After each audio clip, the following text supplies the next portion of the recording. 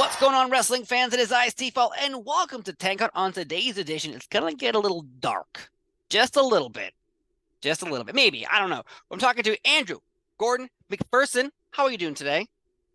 Excellent. How are you doing? I'm doing great. You are the composer of Dark Side of the Ring. You are supplying the soundtrack for these amazing episodes that make me either go, God damn it, or this was so sad. So there's so many things happening, but how do you go about creating the landscape, the tone of these episodes?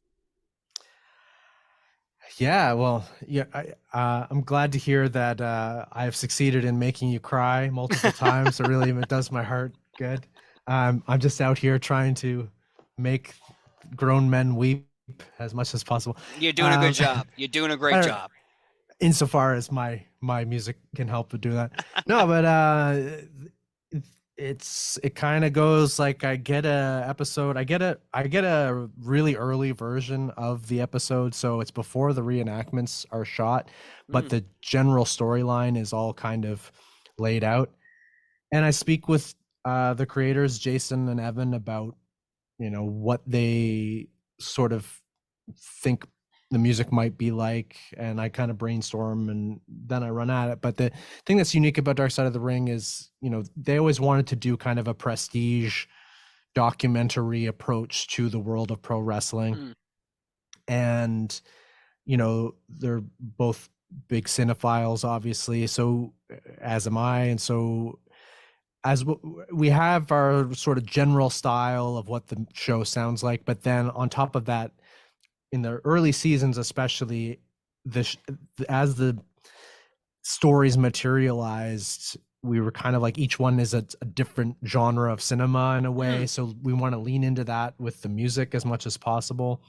Like there's a royal wedding kind of in the Macho Man episode, and when we talked about the Montreal Screwjob, we wanted to treat it almost like a heist film, or like this plot that was or potentially this plot that was unfolding to screw Bret the Hitman Hart. And so we try and like put our cinephile goggles on for how we could approach each one to just give each episode its own distinguishing tone. And then I try and marry that with what the general style of the show, and then it goes in, and we all cry or shake our fists at the end. Yes. So have you always been a professional wrestling fan, or is this just fell into your lap? So I in my youth, sort of pre-Attitude Era, like a little New Generation? You're watching a little Duke to Dumpster Drosy? Wow, I haven't thought of that name in a long time. I mean, I had the Rockers 2-pack action figures with the green tights, and I grew up in Truro, Nova Scotia, which we didn't always get WCW because those were like those were the extended cable channels. So like when we would get previews, I'd watch WCW, and I had a Brian Pillman, like what are the Galooby? Oh yeah, they were like stuck, like they were just stuck. They're like, yeah, but they were the best ones because every figure came with a belt. So then I could take the WCW belt and put it on my like Ultimate Warrior or my Rockers or my. But yeah, so long story short, like sort of my late elementary or early junior high, early high school days, I was like going over to friends and watching the pay-per-views and watching the WW. Well, before Raw, there was regular WWF broadcasts on TSN here in Canada, as well as in the east coast of Canada, ASN, which was the Atlantic Satellite Network. So they, it would basically be promos and then a bunch of matches with jobbers, and then you're watching primetime wrestling on Mondays. Basically, yeah. I forget how they packaged it, and then you would get the promo. You would get a Cops Coliseum, and wherever the Canadian tour dates were. Yeah. And we watched the pay-per-view. Like I watched the Montreal Screwjob live, I remember, and sad day for everybody in Canada. Yeah, and I would buy the magazines. So I, in the course of this, I'm trying to remember all of these. For some reason, one of the biggest like angles that sticks out in my mind, and it's such a dumb one, but I remember when Macho Man and Ric Flair had their Of sort of course. storyline going along. There was a there was an angle where Ric Flair released vacation photos of him and Miss Elizabeth. Yeah, Uh, 1982. Yeah. and and then and they came out in the magazine, and it was so scandalous. And then the next month's magazine, it was revealed that they were airbrushed, Yeah, and the those real were actually photos. the Yeah. real photos were Randy and Elizabeth. Oh Like, yeah. I don't know why that's stuck in my brain, I but have those yeah, magazines still. I I have them. I don't still have them, but I do. that really stuck in my brain for some reason. And then of That's course so funny. the Marty Jannetty going through the window Yeah. at the barbershop was the most violent thing I had seen on in my life, probably at that you know stage of my life. So there's a lot of stuff that are formative memories for me in wrestling, but I got to hand it to Jim Johnston because it's also one of the first places where I saw the power of music and the power of like a character having a theme song and the power of the theme song like erupting before the character is even on camera. Yeah. And what that signals to you when and are familiar with that theme, and how that excitement can well up before you even see Bret the Hitman Hart comes down the aisle. That squealing guitar sound, and Of course.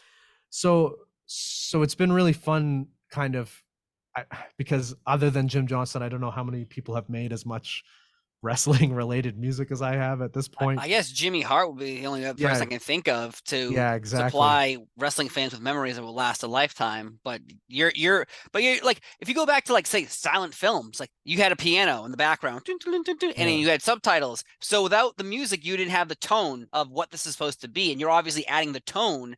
And it's obviously dark side of the ring. It's gonna be dark. It's gonna be, oh my god, this happened, scandalous. But yet you're adding the layer to it. You can have the saddest or darkest story ever, but without the proper tone that you're supplying to these episodes, well, it's just people talking.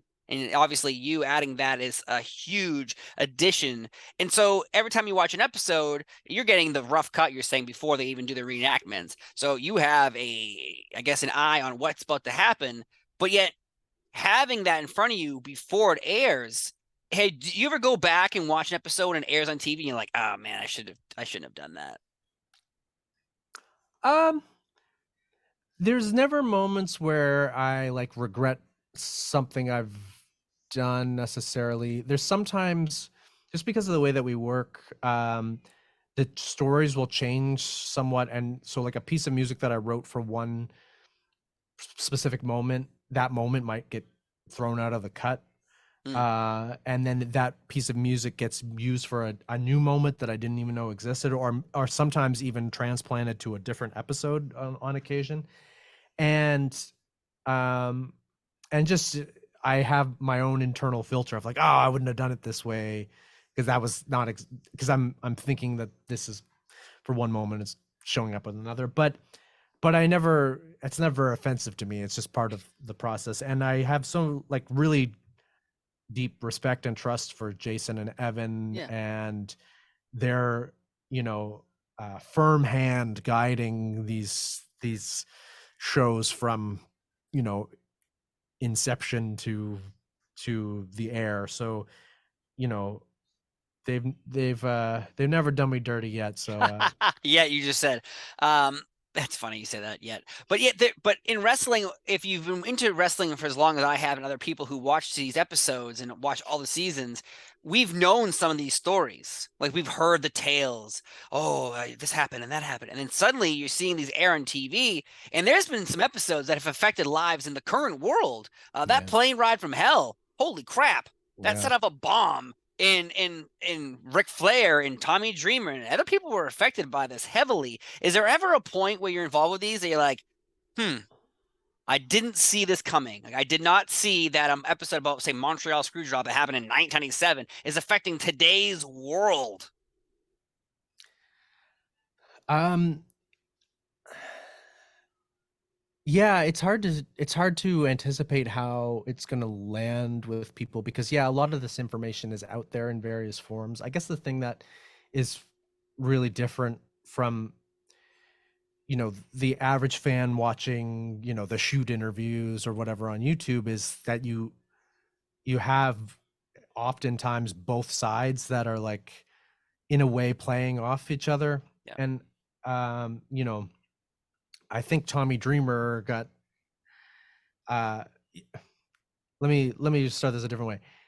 There was a lot of accusations of creative editing by the Dark Side of the Ring team, especially in relation to the plane ride from hell, which I think is a way of trying to insinuate that we tried to make people say things that either weren't true or that they didn't actually say, which it's I you know I'm not an editor on the show, but I know that that's not the intention of the people. But what I think that the the thing that they're experiencing is unlike the usual shoot interview where like you watch Ultimate Warrior shoot on Hulk Hogan, you watch Hulk Hogan shoot on Ultimate Warrior, and in a different video, they're not intercut. They're not literally right back to back. So you kind of like over time you glean your own conclusions from these things. Yeah.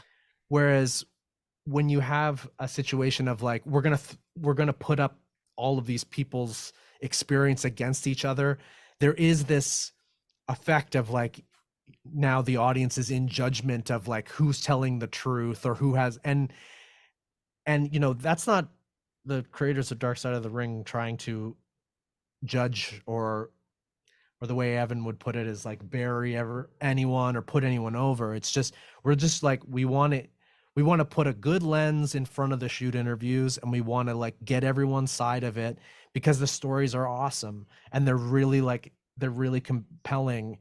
And I think in the case of Plane Ride from Hell, when I saw it, I didn't think that there was going to be these repercussions and people getting suspended and people's images getting taken off of billboards or off of Right. title information, because the information was all out there, but it's like the effect was, when you put somebody who went through something traumatic against somebody, in the case of Tommy Dreamer, kind of like standing up for his friend Rick, who may not know the facts of what she went through or has never seen her or never heard her speak.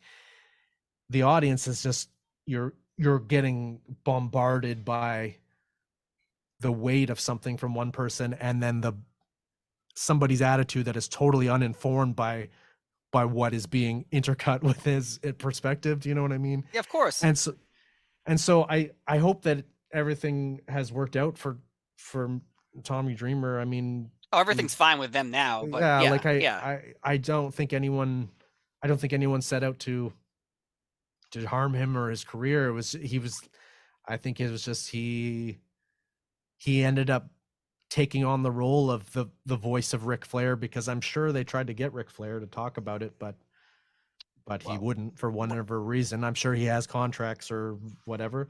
yeah.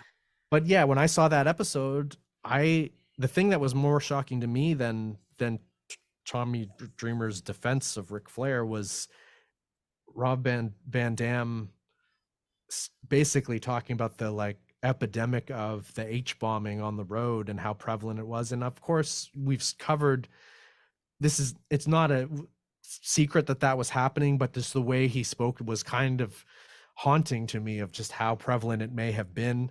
And I was like, oh, people are going to be affected just by the way he's spoken about this. But I was a bit mistaken about what what had the most impact.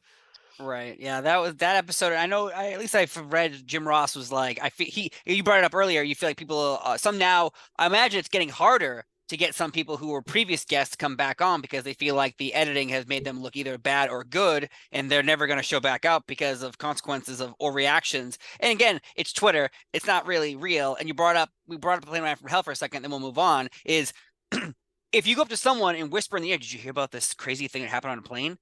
Okay, that's me just whispering something in your ear. But Yeah. then there's a video, and then there's a witness. It's like being in court suddenly, and you're watching Dark Side of the Ring, and you're seeing witnesses give their testimony. And you're like, oh, this is worse than I think because I'm actually hearing I'm not reading. Oh, did you hear what happened to this person? You're seeing this person tell you these stories, and it's Yeah. happened with all these episodes, from Owen Hart to Brawl for All to Chris Benoit. Like, it is heavy material that obviously it has to be dealt with kid gloves, but sometimes the reaction is going to be completely different. But obviously, there's other episodes coming up in the season 4 that I'm excited about. Already that aired was Sunny and Chris Candido, and everyone already knew a lot of stories about Sunny and her Yeah. destructive nature and the weird suffering that Chris Candido went through with Shawn Michaels involved and other people. But coming up in season 4, there's some heavy episodes. And like, is there an episode that you're just like, I can't wait for this to get out? Because for me, it's Marty Jannetty. Yeah, Marty Jannetty's amazing. Like, and again, I've only seen a rudimentary version of the Marty Jannetty episode. I haven't seen it with reenactments. I haven't seen the final version, but uh, they spend a good deal they spend a good deal of time with Marty in the episode and his close friends and people who have known him for a long time. And you get a very intimate portrait of who Marty is then and now, and what sort of others think about, some of his controversy then and now. And yeah, it's gonna send some shockwaves through. I don't know if they're going to be of the same flavor as the shockwaves from previous episodes we just mentioned, but it's going to be an amazing episode. And I think the Abdullah the Butcher episode's up there too. Oh, wow. Like, and it's more so just it's very compelling. They spent a lot of time with Abdullah now, and I think that he was ready to talk to them in a way he wasn't when they spoke to him in the Brewers for Brody episode. So Right. Yeah, uh he felt very held back in that early episode where he was sharing information, but he wasn't sharing, like, he didn't go into great detail. Like New Jack's episode, he went full on in and shared yeah. everything, and everyone knew, if you watch wrestling enough, you knew New Jack's stories, but hearing his perspective of why he did the things he did, well, that was intense. And Mario Jannetty, I know, over the past couple of years, his Facebook page is just like, what are you doing? Why would you say this about your own daughter? Or why would you say Yeah. this about other females in the wrestling industry? Like, when he flat out said that he would, like, oh, I wish my daughter was my daughter because I'd totally have sex with her. Like, are you insane? Are you insane? Like, those are thoughts you keep inside your mouth. Or if you have them, don't ever say them out loud. Like, that's insane. Yeah. So we'll see. I can't wait to see if that's in there, but maybe it's not. I don't know. But there are other episodes, obviously, Bam Bam Bigelow is one as well. Like, there's a few episodes coming up that I think that people are just going to go crazy for. Let's flash forward. Say there's a season 5. Is there material that you haven't seen out there yet that you're like, man, why hasn't this been an episode yet? Why isn't this?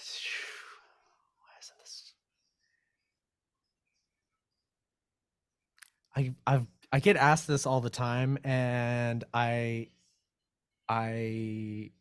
need to tread lightly because there is stuff that I know the guys are working on. Um, Let me give you an example. Working on In season 5? um, I don't see why there wouldn't be a season 5 if everything goes as well as it's gone, knock on wood, in the previous seasons. But for instance, uh, I had written most of a Dino Bravo episode before season 1 was done. And there was no Dino Bravo episode in season 1. It was just, there was, sometimes all of the interviews don't come together in time. Mm-hmm. And so it kind of, some episodes they might sit on the shelf a little bit longer. And so the one that I keep talking about that I don't think it's a full episode, but it's something that it like has resonance to me from my childhood, and I is I so when Ultimate Warrior and Papa Shango, Oh yeah, when when Papa Shango made cursed Ultimate Warrior and he had the black goo. Yeah, ooze running down his. I understand that the like wrestling fandom, you know, largely hate this angle, and oh I loved it. at the time I was terrified by it. In I think it's such a funny.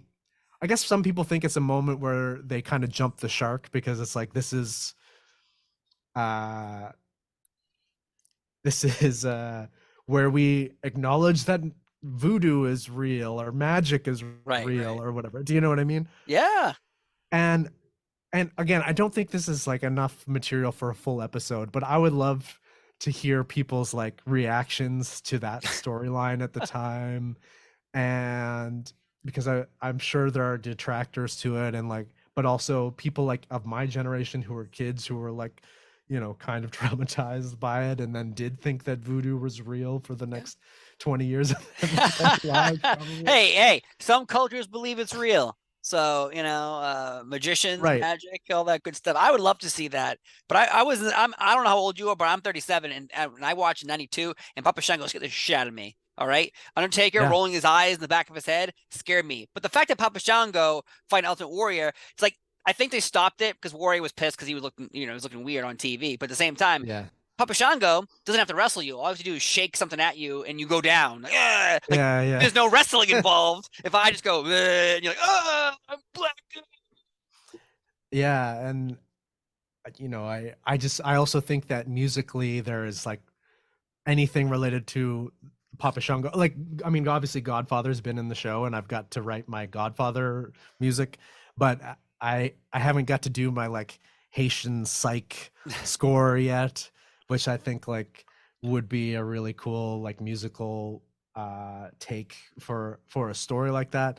But again, I don't think there's a full Dark Side episode in that. Like, it could be a good. Parts unknown. Let's do a whole Yeah. episode on parts unknown. Yeah. Crazy, the crazy characters we've seen over the years. I would that'd be nice. I would love a Papa Shango episode. Just do a Charles White episode. Godfather, Kama Mustafa. Why did he go from Godfather to Good Father? Because the FCC and all those people. Like, why not? Val Venus. Because there's so many wrestling stories out there. Obviously, it could be an episode, but choosing which ones deserve the time and effort you're putting in and the creators are putting in, obviously, like that. You brought up Dino Bravo. Like I knew that story, but when Yeah. you have Rick Martel and you have other people sharing their perspective of why this happened, you're like, oh my god, like because you think of wrestlers as a child, they're not human. They are TV characters. But once you realize, wait, once the show's over, those big paychecks are gone Yeah. that you've been buying big houses, you've been spending big money, you've been buying like once that's gone, what's next for you? And obviously Dino Bravo, he was trying to figure out what's next for him.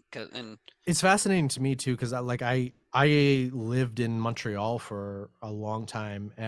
You know, this was much more recently than the Dino Bravo story, but the specter of organized crime in Montreal is always around. I had my identity stolen 5 or 6 times when I lived in Montreal, wow, and you know, there's something's always under construction, and you hear the rumors of the, you know, one dairy has protection versus another dairy, so you can only get certain cheese for certain pizza, all this, you know, and heavy.